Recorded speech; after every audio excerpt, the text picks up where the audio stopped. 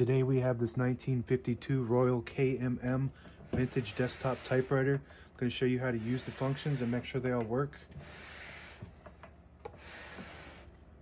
First we have this paper guide that's adjustable. You can adjust it to where you want to load the paper in, and I'm going to line it right up with the edge of the platen.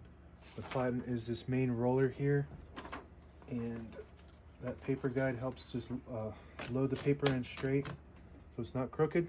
And this is the paper bail that sits on top of the paper to hold it down. And your margins are located on top here. They're both magic margins. That's what the KMM stands for, MM for magic margin. And say you wanted to put the margin right here, you just flip this switch and it sends the margin magically to that spot. So that's where it'll stop on the left side, and the same with the right. We're gonna flip this switch forward. That's actually where it already is. So we're gonna hold the carriage release and the magic margin at the same time, and that will allow you to move it all the way to the edge if you wanted it that far, and you want to push that back. You want to set it there.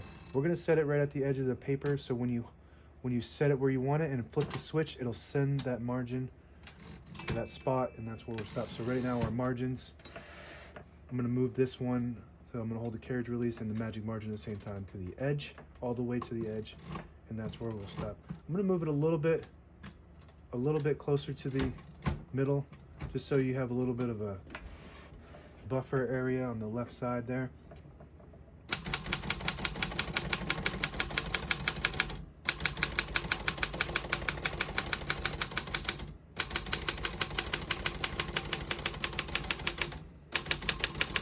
Once you hear the bell, you're at the end of the margin. You hit this line space, get you back to the beginning. Skips 1, 2, or 3. Right now we have it on 3, but if you want single, you just push this switch all the way to the back, and it just skips 1 when you hit that line space. You put it in the middle, and it'll skip 2. We're going to keep it on single and finish typing. As you can see, all the keys type nice and none of them skip or stick. I'll type a sentence on the next line.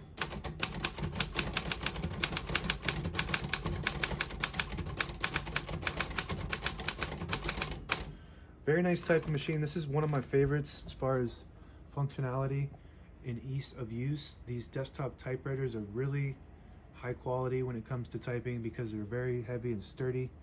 You just put it on your desk and it won't move. It just, you can hit the carriage as hard as you want and it won't budge. It just sits right where it is. And you can type it as hard as you want and it won't move. It's just really fun to type on this model, and this is really high quality at the time. 1950s, made in the USA. This was, I believe, the last of the desktop Royals. This is the last of this model, and it was one of my favorites when it comes to functionality. So to pull the paper out easy, you just flip this switch forward on the right side there, and that will unlock the rollers underneath the platen, allowing you to pull that paper out easy, or load thicker paper like carbon copy or cardstock, or multiple pages. Backspace on the top left of the keyboard here, that works good. Got a shift on each side and a shift lock on the left side. To clear that, you just hit the shift button again and it clears it. Got a tab function on the top right here. So right now we don't have any tabs set, so it slams all the way to the end, and we're going to set one right there where we are. And then when you get to the beginning, you hit the tab button, it'll stop at that spot.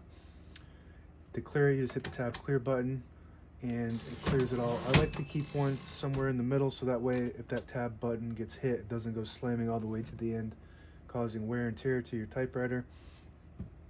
This is your color selector switch. Right now we have a solid black ribbon installed, but if you had a black and red or a black and any other color, then you flip that switch to the left and that ribbon will go up higher. So you hit the bottom portion of the ribbon. If you have it on the blue, which is the middle section, you hit the top portion of the ribbon. And if you got to hold this and this at the same time. If you put it on the white option, that ribbon doesn't go up at all, so you don't print anything. We're going to keep that as default on blue. Open the hood here. We got the spools. Right now, all the brand new ribbon is loaded on the left side, so it's pulling to the right side. To switch that direction, you just flip this switch to the left there, and it'll start pulling to that left side. We're going to keep it pulling to the right for now. This is your touch control. Right now we have it around the middle, which is 4, and if you want to change to higher tension, you turn that knob to the right and it goes all the way to 6.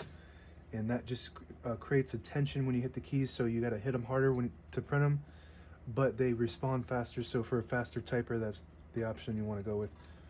I like to keep it low because I'm used to typing on a computer typewriter or a computer keyboard, and you don't have to hit those as hard. That's just how I like to type. And I'm going to show you how these magic margins work.